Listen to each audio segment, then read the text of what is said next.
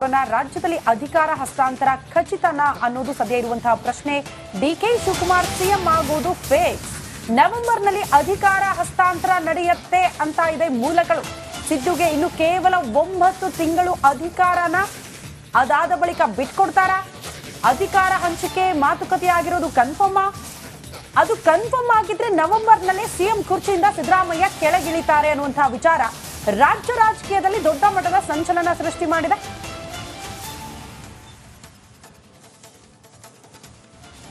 ಇನ್ನು ರಾಜ್ಯ ರಾಜಕಾರಣದಲ್ಲಿ ನವೆಂಬರ್ಗೆ ಸಂಚಲನ ಸೃಷ್ಟಿಯಾಗಲಿದೆ. ಅಂದ್ರೆ ಮಾತುಕತೆಯಂತೆ 2.5 ವರ್ಷ ಅಂತಂದ್ರೆ ನವೆಂಬರ್ಗೆ 30 ತಿಂಗಳಾಗುತ್ತೆ. 5 ವರ್ಷಕ್ಕೆ 60 ತಿಂಗಳು, 30 ತಿಂಗಳಾಗುತ್ತೆ. 30 ತಿಂಗಳಲ್ಲಿ ಅವರು ಕೆಳಗಿಳಿಬೇಕಾಗುತ್ತೆ. ಕೆಳಗಿಳಿದು ನೋಡಿ, ಇಲ್ಲಿ ಒಂದು ಮಾತು ಹೇಳ್ತೀನಿ, ಸಿದ್ದರಾಮಯ್ಯ ಕೆಳಗಿಳಿಬಹುದು ಮಾತಿನಂತೆ ನಡ್ಕೊಂಡ್ರೆ. ಯಾಕಂದ್ರೆ ಅದು ಅವರ ಘನತೆಗೆ, ಮಾತಿಗೆ ತಪ್ಪುವುದು ಘನತೆಗೆ ತಕ್ಕುದಾಗಿದ್ದಲ್ಲ ಸಿದ್ದರಾಮಯ್ಯನಂತ ನಾಯಕರಿಗೆ. ನನ್ನ ಕಂಜಿ ಪಿಂಜಿ ನಾಯಕರ ಬಗ್ಗೆ ನಾನು ಮಾತಾಡ್ತಾ ಇಲ್ಲ, ಸಿದ್ದರಾಮಯ್ಯನಂತ ನಾಯಕರಿಗೆ. ಅದಾದ ನಂತರ ಯಾರು ಮುಖ್ಯಮಂತ್ರಿ ಆಗ್ತಾರೆ ಅದು ಗೊತ್ತಿಲ್ಲ. ಆದರೆ ಇವರು ತ್ಯಾಗದ ಮಾತನ್ನಾಡಿದ್ದಾರೆ. ಆದರೆ ಒಂದು ಇದರ ಮಧ್ಯೆ ಬರೆದಿಟ್ಕೊಳ್ಳಿ ನೀವು, ಸಿದ್ದರಾಮಯ್ಯನವರು ಒಂದು ಹೊಸ ದಾಳ ಬೀಸ್ತಾರೆ. ಇದೇನು ಅಂತಂದ್ರೆ, ಈ ಜಾತಿ ಗಣತಿ ಇದೆಯಲ್ಲ, ನಾನು ಇಳಿತೇನೆ, ಜಾತಿ ಗಣತಿ ಅನುಷ್ಠಾನ ತರ್ತೇನೆ. ಅದು ಲಿಂಗಾಯತರು 65 ಲಕ್ಷ ಅಂತ ಈಗ ಸೋರಿಕೆ ಆಗಿರೋದ್ರಲ್ಲಿ, ಕುರುಬರು ಲಿಂಗಾಯತರು 65 ಲಕ್ಷ, ಒಕ್ಕಲಿಗರು 60 ಲಕ್ಷ, 1,25 ಲಕ್ಷ, ಬ್ರಾಹ್ಮಣರು ಒಂದು 14 ಲಕ್ಷ. ಅಂದ್ರೆ ನಾನು ಓವರ್ ಆಲ್ ಇದ್ರದ್ದು ಹೇಳಿದ್ದು, OBC ಇದೆಲ್ಲ ಬಿಟ್ಟು ಹೇಳಿದ್ದು ನಾನು. 1.5 ಕೋಟಿ ಟೋಟಲ್. ಉಳಿದ 4.25 ಕೋಟಿ ಯಾರು ಗೊತ್ತಾ? SC ST 1.5 ಕೋಟಿ, ಮುಸ್ಲಿಂ 75 ಲಕ್ಷ, ಆಮೇಲೆ ಕುರುಬ 45 ಲಕ್ಷ, ಆಮೇಲೆ ಮತ್ತೆ ಬೇರೆ ಬರುತ್ತೆ ಕುಂಬಾರ ಮತ್ತೊಂದು ಎಲ್ಲ ಸೇರಿ ಅವರು 4.25 ಕೋಟಿ ಆಗ್ತಾರೆ. ಅದರಲ್ಲಿ ಅತಿ ಹಿಂದುಳಿದ ವರ್ಗ ಅಂತ ಒಂದು ರೆಡಿ ಆಗ್ತಾ ಇದೆ. ಆ ಅತಿ ಹಿಂದುಳಿದ ವರ್ಗಕ್ಕೆ ಹೆಚ್ಚಿನ ರಿಸರ್ವೇಶನ್ ಕೊಡೋದಕ್ಕೆ ಸುಪ್ರೀಂ ಕೋರ್ಟ್ ಈಗಾಗಲೇ ತಮಿಳುನಾಡಲ್ಲಿ ಅವಕಾಶ ಕೊಟ್ಟಿದೆ.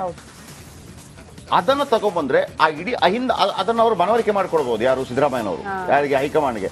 ಸರ್, ಈ ಒಕ್ಕಲಿಗರು ಲಿಂಗಾಯತರು ಹೇಳೋದನ್ನೆಲ್ಲ ಕೇಳಬೇಡಿ, ಅದು ಇರಲಿ ಹೆಂಗಿದೆ, ಅವ್ರು ವೋಟ್ ಹಾಕಿಲ್ಲ ಅಂದ್ರೂ ಕೂಡ ಈ ವೋಟ್ ನಿಮಗೆ ಬರುತ್ತೆ, ಇದನ್ನು ಅವಕಾಶ ಮಾಡಿಕೊಡಿ ಅಂತ ಹೇಳುವಾಗ ಕಾಂಗ್ರೆಸ್ ಹೈಕಮಾಂಡ್ ಖಂಡಿತವಾಗ್ಲೂ ಅವಕಾಶ ಕೊಡುತ್ತೆ. ನನಗನ್ಸುತ್ತೆ ಇವರು KPCC GPCC ಅಂತ ಕಚ್ಚಾಡ್ತಾ ಇರ್ತಾರೆ, ಅವರು ಇದನ್ನ ಅನುಷ್ಠಾನಗೊಳಿಸಿ ಹೊರಟೋಗ್ಬಿಡ್ತಾರೆ. ಒಂದು ರಿಪೋರ್ಟ್.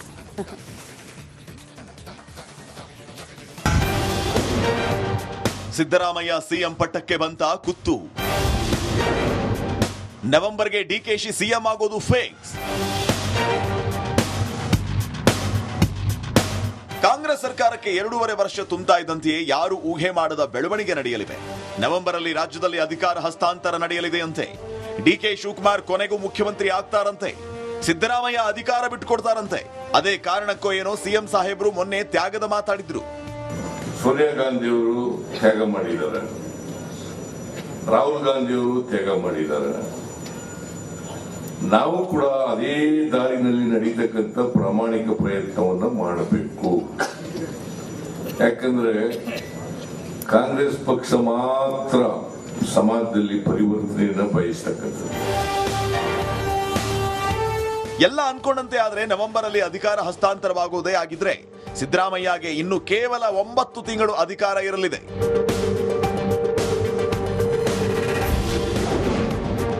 ಡಿಕೆ ಸಿಎಂ ಕಾದು ಕಾದು ಅಧಿಕಾರ ಪಡೆದುಕೊಳ್ಳಲಿದ್ದಾರೆ ಡಿಕೆಶಿ. ಎಲ್ಲ ಓಕೆ ಆದರೆ ನವೆಂಬರ್ನಲ್ಲೇ ಡಿಕೆಶಿ ಸಿಎಂ ಆಗಿ ಪಟ್ಟಾಭಿಷೇಕ ಫಿಕ್ಸ್ ಎನ್ನಲಾಗಿದೆ. ಇಲ್ಲವೇ ಮುಂದಿನ ವರ್ಷಾರಂಭದಲ್ಲಿ ಪಟ್ಟ ಸಿಗಬಹುದು. 50-50 ಅಂತ ಒಪ್ಪಂದ ಆಗಿದ್ರೆ ನವೆಂಬರ್ಗೆ ಡಿಕೆ ಸಿಎಂ ಆಗ್ತಾರೆ. ಆದ್ರೆ ಸಿದ್ದು ಒಂದು ಬೇಡಿಕೆ ಇಟ್ರೆ ಡಿಕೆ ಸುಮ್ಮನಾಗಬೇಕು. ಸಿದ್ದರಾಮಯ್ಯ ಅರಸು ದಾಖಲೆಯನ್ನ ಮುರಿಯುವೆ ಅಂದ್ರೆ 2026ರವರೆಗೆ ಡಿಕೆ ಶಿವಕುಮಾರ್ ಕಾಯಲೇಬೇಕು. ಮಾರ್ಚ್ 11, 2026ರವರೆಗೆ ಸಿದ್ದರಾಮಯ್ಯ ಸಿಎಂ ಆಗಿದ್ರೆ ಅರಸುಗಿಂತ ಹೆಚ್ಚು ಅವಧಿಗೆ ಸಿಎಂ ಆಗಲಿದ್ದಾರೆ ಸಿದ್ದು. ಈ ಅವಧಿಯಲ್ಲಿ 33 ತಿಂಗಳು ಸಿಎಂ ಆಗಿರಬೇಕು ಸಿದ್ದು ಎಂಬ ಲೆಕ್ಕಾಚಾರ ಇದೆ. ನಿಮ್ಗೆಲ್ಲ ನೆನಪಿರಬೇಕು, ಕಾಂಗ್ರೆಸ್ ಗೆಲ್ತಾ ಇದ್ದಂತೆಯೇ ದೆಹಲಿಯಲ್ಲಿ 2-3 ದಿನಗಳ ಕಾಲ ಕುರ್ಚಿ ಕಿತ್ತಾಟ ನಡೆದಿತ್ತು. ಆಗ್ಲೇ ಅಧಿಕಾರ ಹಸ್ತಾಂತರದ ಒಪ್ಪಂದ ನಡೆದಿತ್ತಂತೆ. ಅದು ನಿಜವೇ ಆಗಿದ್ರೆ ರಿಪಬ್ಲಿಕ್ ಕನ್ನಡ ಹೇಳಿದಂತೆಯೇ ನವೆಂಬರ್ಗೆ ಡಿಕೆಶಿ ಸಿಎಂ ಆಗ್ತಾರೆ. Bureau report, republic Kannada. ರಾಜ್ಯದಲ್ಲಿ ಅಧಿಕಾರ ಹಸ್ತಾಂತರ ಖಚಿತನಾ ಅನ್ನೋದು ಸದ್ಯ ಇರುವಂತಹ ಪ್ರಶ್ನೆ. ಡಿಕೆ ಶಿವಕುಮಾರ್ ಸಿಎಂ ಆಗೋದು ಫೇಕ್ಸ್. ನವೆಂಬರ್ನಲ್ಲಿ ಅಧಿಕಾರ ಹಸ್ತಾಂತರ ನಡೆಯುತ್ತೆ ಅಂತ ಇದೆ ಮೂಲಗಳು. ಸಿದ್ದುಗೆ ಇನ್ನು ಕೇವಲ 9 ತಿಂಗಳು ಅಧಿಕಾರನ, ಅದಾದ ಬಳಿಕ ಬಿಟ್ಕೊಡ್ತಾರ? ಅಧಿಕಾರ ಹಂಚಿಕೆ ಮಾತುಕತೆ ಆಗಿರೋದು ಕನ್ಫರ್ಮ್.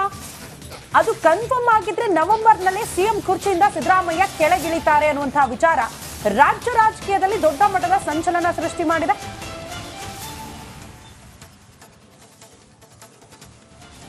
ಇನ್ನು ರಾಜ್ಯ ರಾಜಕಾರಣದಲ್ಲಿ ನವೆಂಬರ್ಗೆ ಸಂಚಲನ ಸೃಷ್ಟಿಯಾಗಲಿದೆ ಅಂದ್ರೆ ಮಾತುಕತೆಯಂತೆ 2.5 ವರ್ಷ ಅಂತಂದ್ರೆ ನವೆಂಬರ್ಗೆ 30 ತಿಂಗಳಾಗುತ್ತೆ. 5 ವರ್ಷಕ್ಕೆ 60 ತಿಂಗಳು, 30 ತಿಂಗಳಾಗುತ್ತೆ. 30 ತಿಂಗಳಲ್ಲಿ ಅವರು ಕೆಳಗಿಳಿಬೇಕಾಗುತ್ತೆ. ಕೆಳಗಿಳಿದು ನೋಡಿ, ಇಲ್ಲಿ ಒಂದು ಮಾತು ಹೇಳ್ತೀನಿ, ಸಿದ್ದರಾಮಯ್ಯ ಕೆಳಗಿಳಿಬಹುದು ಮಾತಿನಂತೆ ನಡ್ಕೊಂಡ್ರೆ. ಯಾಕಂದ್ರೆ ಅದು ಅವರ ಘನತೆಗೆ, ಮಾತಿಗೆ ತಪ್ಪುವುದು ಘನತೆಗೆ ತಕ್ಕುದಾಗಿದ್ದಲ್ಲ ಸಿದ್ದರಾಮಯ್ಯನಂತ ನಾಯಕರಿಗೆ. ನನ್ನ ಕಾಂಜಿ ಪಿಂಜಿ ನಾಯಕರ ಬಗ್ಗೆ ನಾನು ಮಾತಾಡ್ತಾ ಇಲ್ಲ, ಸಿದ್ದರಾಮಯ್ಯನಂತ ನಾಯಕರಿಗೆ. ಅದಾದ ನಂತರ ಯಾರು ಮುಖ್ಯಮಂತ್ರಿ ಆಗ್ತಾರೆ ಅದು ಗೊತ್ತಿಲ್ಲ. ಆದರೆ ಇವರು ತ್ಯಾಗದ ಮಾತನ್ನಾಡಿದ್ದಾರೆ. ಆದರೆ ಒಂದು ಇದರ ಮಧ್ಯೆ ಬರೆದಿಟ್ಕೊಳ್ಳಿ ನೀವು, ಸಿದ್ದರಾಮಯ್ಯನವರು ಒಂದು ಹೊಸ ದಾಳ ಬೀಸ್ತಾರೆ. ಇದೇನಂತಂದ್ರೆ, ಈ ಜಾತಿ ಗಣತಿ ಇದೆಯಲ್ಲ, ನಾನು ಇಳಿತೇನೆ, ಜಾತಿ ಗಣತಿ ಅನುಷ್ಠಾನ ತರ್ತೇನೆ. ಅದು ಲಿಂಗಾಯತರು 65 ಲಕ್ಷ ಅಂತ ಈಗ ಸೋರಿಕೆ ಆಗಿರೋದ್ರಲ್ಲಿ, ಕುರುಬರು ಲಿಂಗಾಯತರು 65 ಲಕ್ಷ, ಒಕ್ಕಲಿಗರು 60 ಲಕ್ಷ, 1,25,00,000. ಬ್ರಾಹ್ಮಣರು ಒಂದು 14 ಲಕ್ಷ. ಅಂದ್ರೆ ನಾನು ಓವರ್ ಆಲ್ ಇದ್ರದ್ದು ಹೇಳಿದ್ದು, OBC ಇದೆಲ್ಲ ಬಿಟ್ಟು ಹೇಳಿದ್ದು ನಾನು. 1.5 ಕೋಟಿ ಟೋಟಲ್. ಉಳಿದ 4.5 ಕೋಟಿ ಯಾರು ಗೊತ್ತಾ? SC ST 1.5 ಕೋಟಿ, ಮುಸ್ಲಿಂ 75 ಲಕ್ಷ, ಆಮೇಲೆ ಕುರುಬ 45 ಲಕ್ಷ, ಆಮೇಲೆ ಮತ್ತೆ ಬೇರೆ ಬರುತ್ತೆ ಕುಂಬಾರ ಮತ್ತೊಂದು ಎಲ್ಲ ಸೇರಿ ಅವರು 4.5 ಕೋಟಿ ಆಗ್ತಾರೆ. ಅದರಲ್ಲಿ ಅತಿ ಹಿಂದುಳಿದ ವರ್ಗ ಅಂತ ಒಂದು ರೆಡಿ ಆಗ್ತಾ ಇದೆ. ಆ ಅತಿ ಹಿಂದುಳಿದ ವರ್ಗಕ್ಕೆ ಹೆಚ್ಚಿನ ರಿಸರ್ವೇಶನ್ ಕೊಡೋದಕ್ಕೆ ಸುಪ್ರೀಂ ಕೋರ್ಟ್ ಈಗಾಗಲೇ ತಮಿಳುನಾಡಲ್ಲಿ ಅವಕಾಶ ಕೊಟ್ಟಿದೆ. ಅದನ್ನು ತಗೊಂಡ್ಬಂದ್ರೆ ಆ ಇಡೀ ಅದನ್ನು ಅವರು ಮನವರಿಕೆ ಮಾಡಿಕೊಡ್ಬೋದು. ಯಾರು? ಸಿದ್ದರಾಮಯ್ಯನವರು. ಯಾರಿಗೆ? ಹೈಕಮಾಂಡ್ಗೆ. ಸರ್, ಈ ಒಕ್ಕಲಿಗರು ಲಿಂಗಾಯತರು ಹೇಳೋದನ್ನೆಲ್ಲ ಕೇಳಬೇಡಿ, ಅದು ಇರಲಿ ಹೆಂಗೂ ಇದೆ, ಅವ್ರು ವೋಟ್ ಹಾಕಿಲ್ಲ ಅಂದ್ರೂ ಕೂಡ ಈ ವೋಟ್ ನಿಮಗೆ ಬರುತ್ತೆ, ಇದನ್ನು ಅವಕಾಶ ಮಾಡಿಕೊಡಿ ಅಂತ ಹೇಳುವಾಗ ಕಾಂಗ್ರೆಸ್ ಹೈಕಮಾಂಡ್ ಖಂಡಿತವಾಗ್ಲೂ ಅವಕಾಶ ಕೊಡುತ್ತೆ. ನನಗನ್ಸುತ್ತೆ ಇವರು KPCC GPCC ಅಂತ ಕಚ್ಚಾಡ್ತಾ ಇರ್ತಾರೆ, ಅವರು ಇದನ್ನು ಅನುಷ್ಠಾನಗೊಳಿಸಿ ಹೊರಟೋಗ್ಬಿಡ್ತಾರೆ. ಒಂದು ರಿಪೋರ್ಟ್.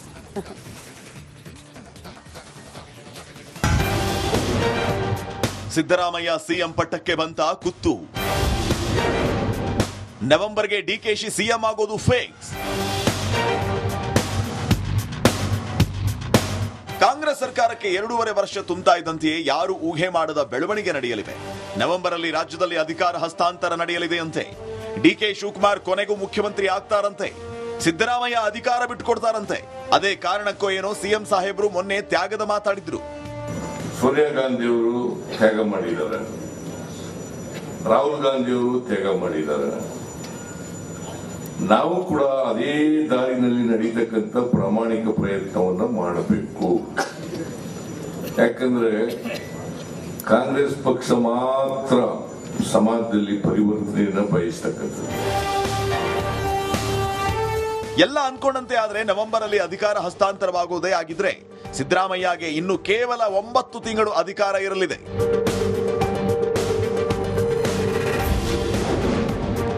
ಡಿಕೆ ಸಿಎಂ ಕಾದು ಕಾದು ಅಧಿಕಾರ ಪಡೆದುಕೊಳ್ಳಲಿದ್ದಾರೆ ಡಿಕೆಶಿ. ಎಲ್ಲ ಓಕೆ ಆದರೆ ನವೆಂಬರ್ನಲ್ಲೇ ಡಿಕೆಶಿ ಸಿಎಂ ಆಗಿ ಪಟ್ಟಾಭಿಷೇಕ ಫಿಕ್ಸ್ ಎನ್ನಲಾಗಿದೆ. ಇಲ್ಲವೇ ಮುಂದಿನ ವರ್ಷಾರಂಭದಲ್ಲಿ ಪಟ್ಟ ಸಿಗಬಹುದು. 50-50 ಅಂತ ಒಪ್ಪಂದ ಆಗಿದ್ರೆ ನವೆಂಬರ್ಗೆ ಡಿಕೆ ಸಿಎಂ ಆಗ್ತಾರೆ.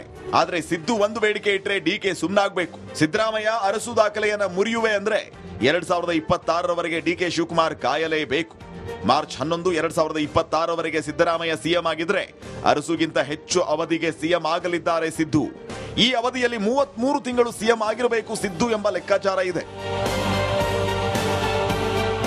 ನಿಮ್ಗೆಲ್ಲ ನೆನಪಿರಬೇಕು, ಕಾಂಗ್ರೆಸ್ ಗೆಲ್ತಾ ಇದ್ದಂತೆಯೇ ದೆಹಲಿಯಲ್ಲಿ 2-3 ದಿನಗಳ ಕಾಲ ಕುರ್ಚಿ ಕಿತ್ತಾಟ ನಡೆದಿತ್ತು. ಆಗ್ಲೇ ಅಧಿಕಾರ ಹಸ್ತಾಂತರದ ಒಪ್ಪಂದ ನಡೆದಿತ್ತಂತೆ. ಅದು ನಿಜವೇ ಆಗಿದ್ರೆ ರಿಪಬ್ಲಿಕ್ ಕನ್ನಡ ಹೇಳಿದಂತೆಯೇ ನವೆಂಬರ್ಗೆ ಡಿಕೆಶಿ ಸಿಎಂ ಆಗ್ತಾರೆ. Bureau report, republic Kannada.